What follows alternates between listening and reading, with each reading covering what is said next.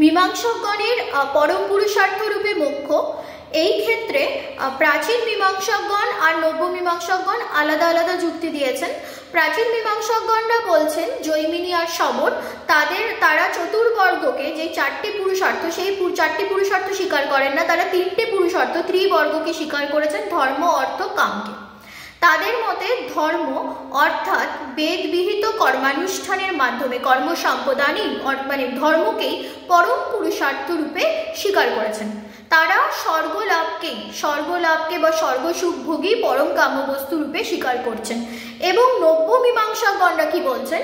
নব্য মীমাংসকগণরা কুমারিল ভট্ট আর প্রভাকর মিশ্র তারা বলছেন যে তারা চতুর্বর্গকে স্বীকার করছেন, অর্থাৎ ধর্ম অর্থ কাম মোক্ষ চারটি পুরুষার্থকেই স্বীকার করছেন, তার মধ্যে মোক্ষকে পরম পুরুষার্থ বলছেন। তাদের মতে স্বর্গলাভ পরম কাম্য বস্তু নয়, মোক্ষই হচ্ছে দেহের বন্ধন থেকে মুক্তিই হচ্ছে পরম কাম্য বস্তু।